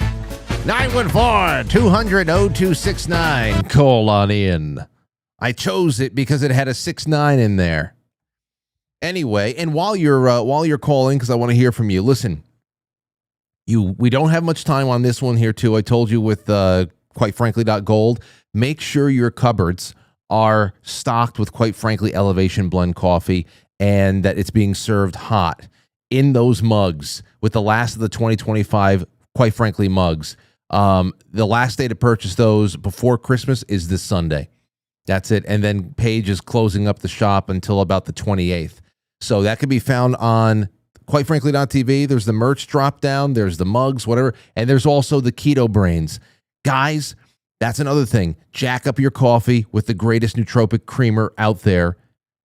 I can't live without it. I've been using it for a long time. You know it. I love it. And a lot of people in the audience love it now too because of me. Because I spend so much money sending people samples. If you want some, email me. Say, Frank, give me some samples of the Keto Brainz. I want to see what it's all about. But you go to the merch page or there's a link in the description below. Use the promo code Santa. You get 20% off of your entire order on ketobrainz.com. Get that. Get the 20% off, but it also enters you into a raffle for another $500 plus worth of products for this Christmas giveaway. We're going to announce the winner on December 30th, though. So you have until the end of the month. Use promo code Santa. Get 20% off of everything and get into that raffle. All right, let's take a call. 914-200-0269. A lot of people watching, so you just got to pick up the call, pick up the phone, and call me. John, you're on the air. Go ahead. Well, this is Chris. John and I share a line. Okay, hello, Chris. I'm so happy to have Leo Zagami on your show again. I just love listening to him, his historical facts, and it's just fascinating, very fascinating. You get a lot. In terms of the Catholic Church, well, I was born and raised 12 years at Catholic school, blah, blah, blah.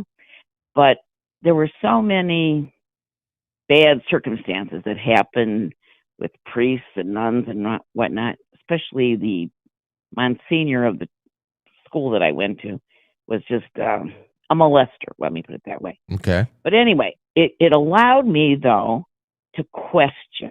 It's kind of good that those things happen because at a very young age, I questioned things because of their behavior.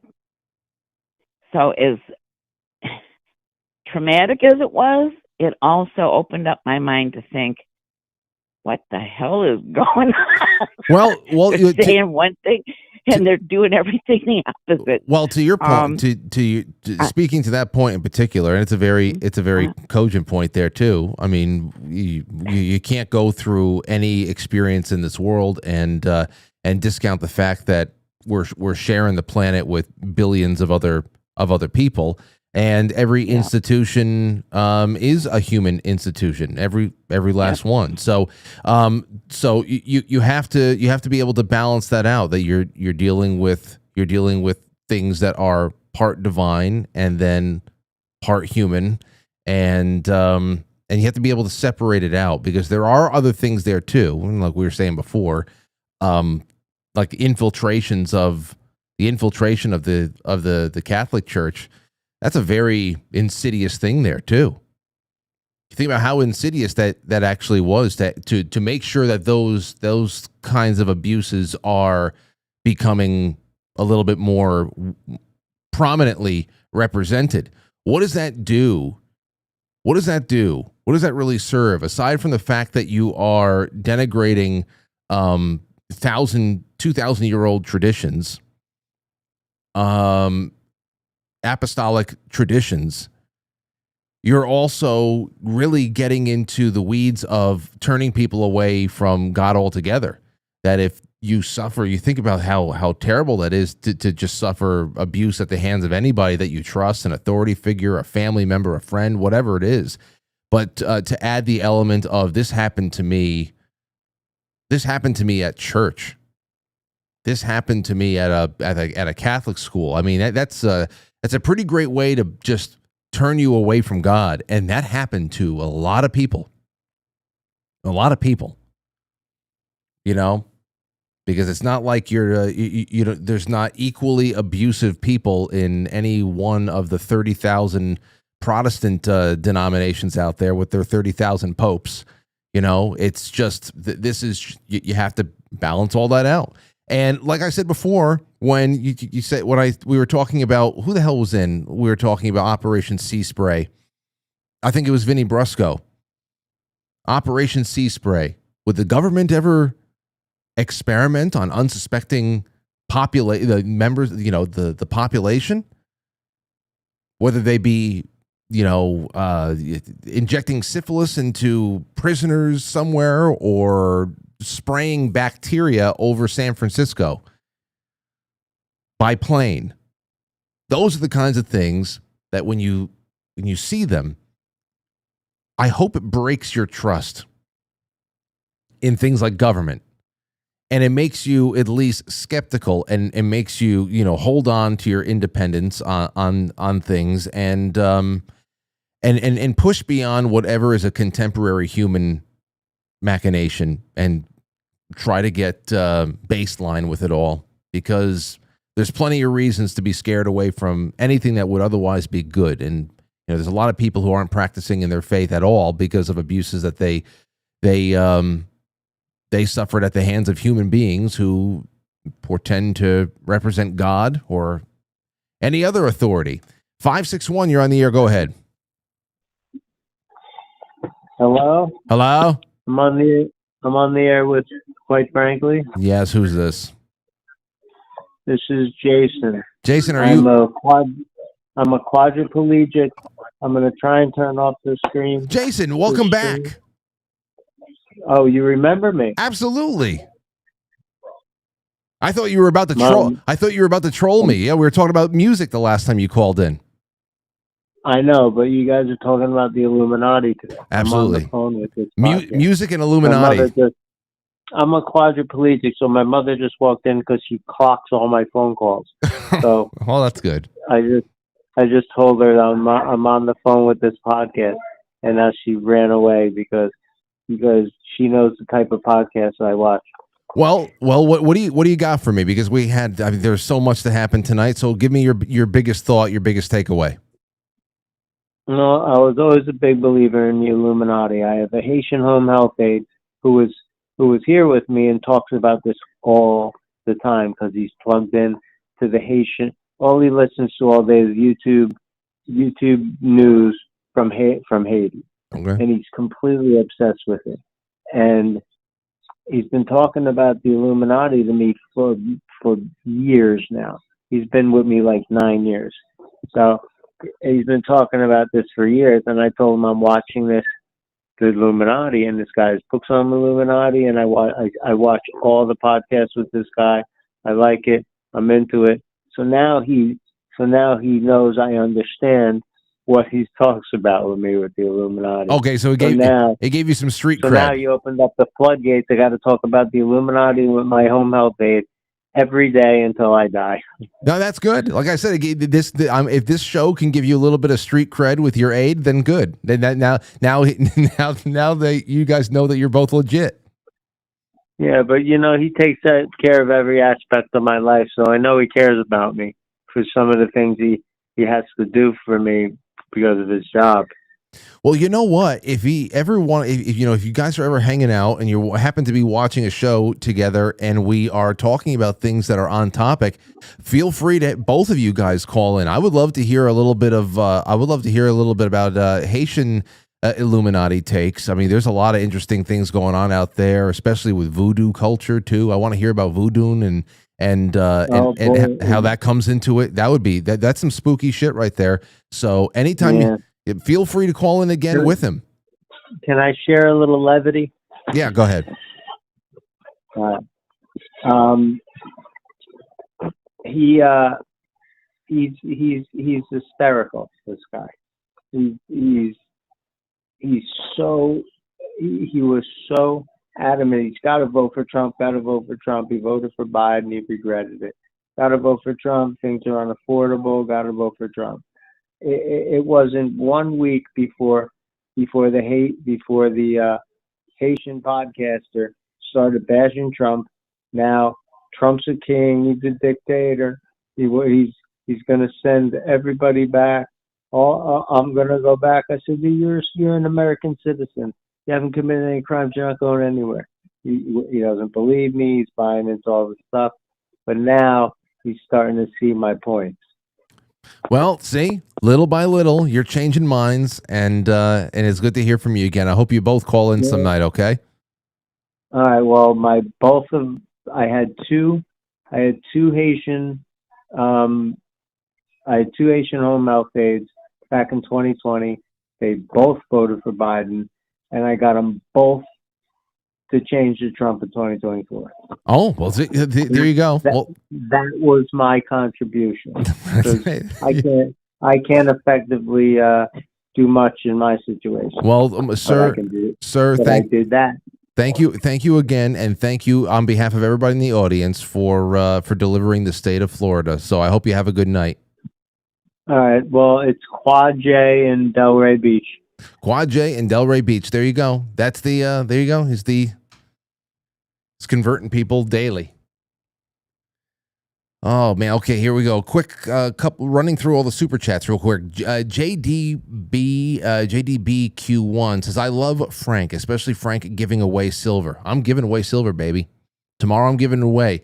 Send it in. Even if I'm off air, if you're watching this after the fact, send a super chat to quitefranklysuperchat.com. It could be at 3 a.m. and you will be in the running. Actually, I'll put on the speech supers right now. So if one comes in that's over $10, it'll just start talking. Let's see here. Jeannie Yankee fan says, great to see Leo. Interview was great. Gribble Sillin says, I can't get enough Leo. Jay Britz says, Leo Z drops so much information. I need a Venn diagram and a bunch of push pins and yarn to even comprehend. Great show, Frank. You can say what you want about, and people have wondered about Leo. How much, did was he really involved in personally? If he was, is he still in? Is limited hangout kind of a thing. Whatever the hell it is, the corpus of knowledge and what has been written. I mean, the pace with which he publishes these gigantic books is incredible. And when you speak with him, the recall is there. He has it all in his head. It's impressive one way or another. And the more you talk to him, the more you'll really latch onto the accent, and it's easy. It's easy. Let's see here. Shotzi says, great start to a new week. I'm in for the silver. Get in with the silver. Peppermint Patty 5152 is in as well. Good job. Okay, over on Rumble, let's see. Grayson Pro says, I think Stranger Things 5, Season 5 was AI. Oh, well, it could be. I don't know what that says about AI or anything. I don't know. It's just, it doesn't feel right. Doesn't feel right. 914-200-0269. Let's see here. Willie Fix It. Willie says, hi ho silver, let's go. Willie has never won one yet. Never won one yet. Vesper says, this weekend was news overload. Glad you got some snow, Frank. Yeah, we got a couple of inches. It's good size, good size. Big Chief Patriot says, looking forward to tonight's show. Thanks, Frank. Twisted Six. Frank, your show always makes even the shittiest of days palatable. I hope I can keep that up. Thank you, Sticks. Nathan says, the Saturday night stream was an absolute gem. Thanks for that. If you did not see all the people I brought in waves on the Saturday night stream, go back and watch it. It was so good. It really was. And Chrissy, listen, I'm sure Matt was on. Matt opened up the show before he had to go do, snow duty around town with all the shovels and all that, the plows. Matt said that he might be able to come here next week to do a certain George Washington related tradition with me and Jay Gulanello. Hey, listen, it's something to hang your hat on. So if you miss Saturday, you should definitely click around, because we might even have a Martha Washington this year. Don't know. We'll see how that one works, but enjoy it. Let's take a call. 252, you're on the air. Go ahead. What's up, Frank? How you doing, man? I'm all right. Who's this? John, North Carolina. Hey, John. Good to hear from you again. Okay, so your thought for the night. Go ahead. We're running out of time. Yeah, man, I watched that. I'm on night shift, so I switched over my sleep schedule last night and watched that P. Diddy thing. I thought 50 Cent was going to go a little more in detail there. It's pretty cool to see that stuff. I'm the same age as you, pretty much. I'm a year older, so it definitely brings the 90s nostalgia of the East Coast, West Coast, all that nonsense. It colors it in a little bit more for you, because I have recall of the entire thing, but I have the memory of a child. You know, it was middle school for me, so it colors it in to a completely different. I'm assessing all of the characters in a completely different adult way now, and that's why I appreciate those little cultural hits. Like even like when they put out all of the documentaries on Woodstock '99 and stuff like that. Oh yeah, that was good stuff. That filled in a lot. Insane. Yeah, filled in a lot for me. I remember trying to catch like bits and pieces of that on MTV. You know, because I was into all that new metal stuff then with Limp Bizkit and Korn and all that. So that documentary was pretty good. Yeah. Yeah, okay. Man. But I like Leo Zagami. I'm a Catholic, getting more into it, so sometimes it's hard to take in what he says. But I don't know, man. I think with Pope Leo, his little like how he did it. I know the one. I've been down that rabbit hole before I got back and reverted back with the one world religion, but Pope Leo pulls that fast one on the Muslims at that mosque, and he says, here's a rosary, pray to the Holy, ask the Holy Mother for some help. I ain't praying here, and I thought that was, I saw that too. He surprises us sometimes. I think if the Pope would just focus on being the Pope and then write encyclicals and not he's worse than Trump sometimes. Anytime with the microphones, he's going to give us political bullcrap. Just leave that alone. Focus on fixing the church. Well, get things right. John, like I said last week, I think it was, and thanks again for the call, brother. Yes, sir. Like I said last week, I think it was before Chris Ann Hall came on, and I was just doing a little bit of media hits on, almost like a little bit of a grab bag. I played that, I played that video of Pope Leo on the plane somewhere, asking questions about about the compatibility between Christians and Muslims and in the current state of migration and all that other stuff. And he just gave you some like canned left of center remarks on things. And I said, it sounds so much worse when it comes from an American accent. It you can almost be like, you know, you hear something coming from a European accent, something a little bit more Spanish, or who the hell knows? You know, you get these popes up there, they all sound like Dracula. I don't know what the fuck they sound like. But then all of a sudden we got this guy from Chicago now. It's just like, oh, fuck. Sounds like a dumb American now. Bring back the Dracula sounding guy. That's what I want. Bring back the Dracula sounding guy. Oh my gosh. Okay, let me see. NX17 says, thanks for having Leo on as a guest. He's so intelligent and interesting. Amethyst Cat, Leo is a fantastic guest. Happy Monday, Frank. Sentinel says, good evening, Frank. I would propose the Rome baby is preparing to win the next one would be the U.S. or against the UN. What the hell is the Rome baby? Peace through terror. I propose the Rome baby. What is? I'm sorry. Sometimes I'm stupid. I don't know what that means. Bebe's kids? Remember that movie? Vesper says, can taste that silver, Frank. Taste like mint. Tastes like $100,000 in a couple of months. That's what it tastes like. Secret Weapon 123 SKG says, I love to hear Leo speak. He's a wonderful at tying in so much information through time. Yes. And thank you, Sean Joe, for 2 of those. I'm going to be taking the gold pills into the after hours, into the flip side, though, in a couple of minutes. Tommy Jekyll says, sojourning to Charlotte on Friday to convey Christmas spirit. I hope it's nothing but a great time for you, Tommy, as people are putting in their 2 cents to try to win some silver and to support the show that they love. And remember, everybody, there is so much members-only stuff that I put out there. And there are shorts and videos and recipes and so many other things that I've been putting out almost daily. You get them on Patreon, Subscribestar, you know, the members-only section on quitefrankly.tv. It's all the same stuff. The specialty tiers are on Patreon, Subscribestar. Like if you want to be a pen pal of mine, that's where you find those. Postcards, you want a postcard every month? That's where you find those. A Polaroid, Patreon and Subscribestar.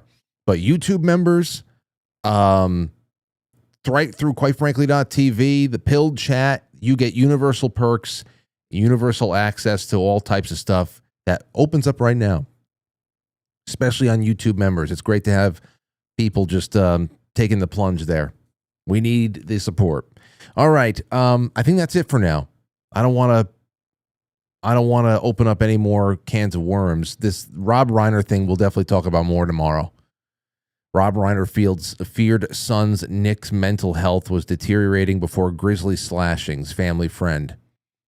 You know, I was watching some things on him, and we'll talk about it tomorrow with Jay, but when I'm looking at this kid, his son that flew off the handle and slashed his parents' fucking throats, and, you know, there are people out there saying, you know, was it a Menendez brothers kind of a thing? Was it like, you know, a lifetime of abuse? He just couldn't take it anymore? Was it just schizophrenia? We have a lot to talk about on that based on shows that we've done in the past. But I'll tell you one thing, man. There is no reason why 2 parents, if they've got a kid, because now after he's done what he's done, to look into his eyes, like, oh, there was nothing there. This is the face. There's Rob Reiner with the son that just killed him. This is the face on the left, on the right, that I would have expected to be underneath Michael Myers' mask. Like in John Carpenter's original, 1970. This is the face I would expect to have waiting for you if you were to rip off Michael Myers' masks. There's like, I can hear Loomis talk about the devil's eyes. The blackest eyes. The devil's eyes. It's fucking creepy, man. I'm not giving any political disclaimers. There's nothing. I mean, every time Rob Reiner, it's sad that the legacy that he left behind after All in the Family, wonderful video. We just watched Stand By Me, part of film/book club in August. He's got a great legacy of things that he directed and he wrote and all that stuff. It's there. But the last thing that he showed us was political insanity. And it's sad that that is one of like, that would be considered his swan song, is just that all of his just, diarrhea on CNN and Twitter. That being said, that goes right out the window. I know many of you are the same way. You can look at something that somebody publishes out there and go, damn, man, stop.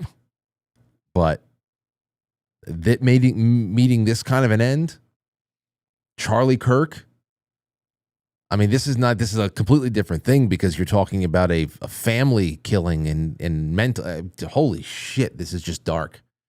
Dark, man, really dark.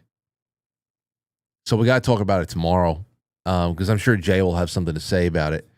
But this is the face I would expect to be under the mask. And no two parents should have to be this. Once a person like this is identified some way, they have to be locked away. There's no reason why they should be out in public. They have to be locked away somehow. That's what I'm talking about. Anyway, and you know what? 8:57. Here's another one for you. You want to talk about crazy? ABC News. This is about the Australian thing. Australian government is prepared to take whatever action is necessary after a shooting that left 15 people dead and more than 40 injured in Bondi Beach in Sydney, Australia. Prime Minister says during a press conference on Monday. Australia's Prime Minister will propose tougher gun laws after Bondi Beach mass shooting. Of course they're going there. Of course they're going there. They're fucking nuts. And, we talked a lot about forces that are out there who are trying deliberately to fuck up the world. Prepare it for one kind of transition or another. Feminism is a part of that equation. Feminism is a part of it. You want to hear this crazy shit? Speculate on what the factors are that have contributed to this awful tragedy that seems to be of a huge scale. The fact that we know that 10 people have lost their lives today is utterly horrendous, and my heart breaks for those people and their families and for the communities affected across the world.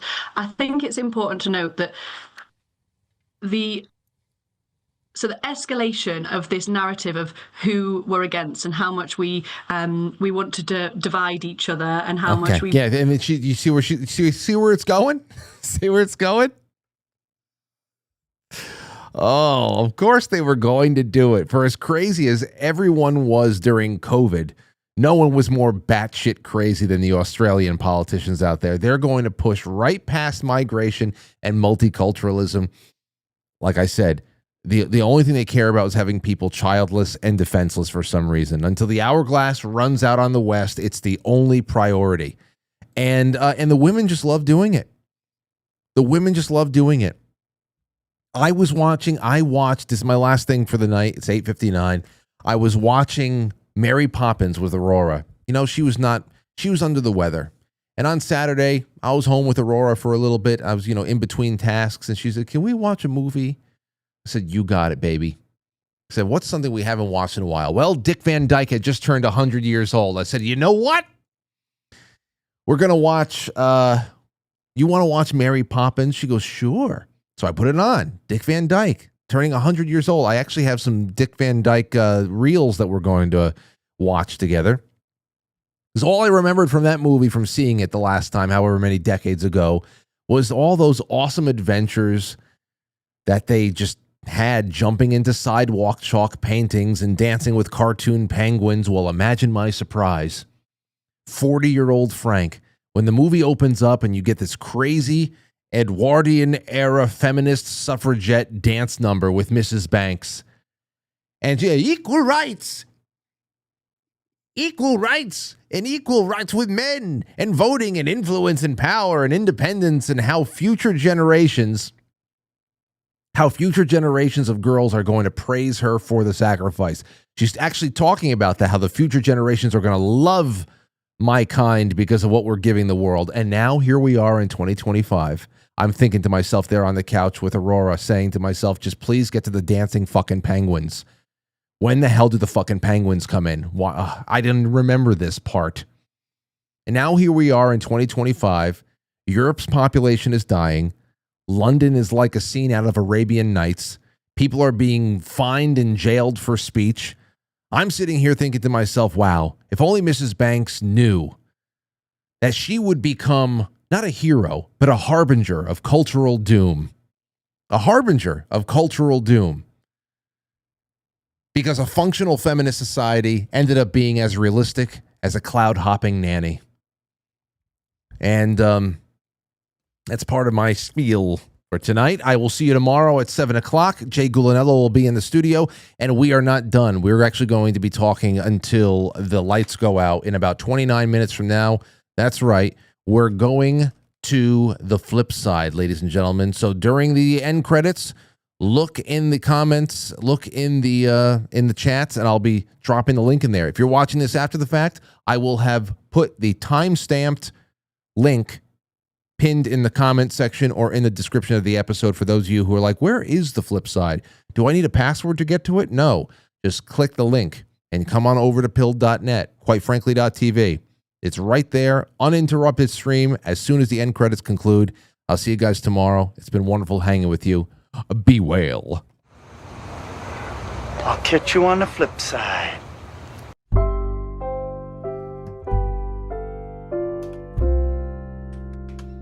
All right. Thank you so much, everybody. Quite frankly, it's film before a live studio audience. And now, our super chatters. I already thanked you all, and I'm going to thank you again on the flip. So I'm putting the link in the chat room right now. Go click on over, and we'll have some more fun until the lights go out. All the best to you guys. Good night.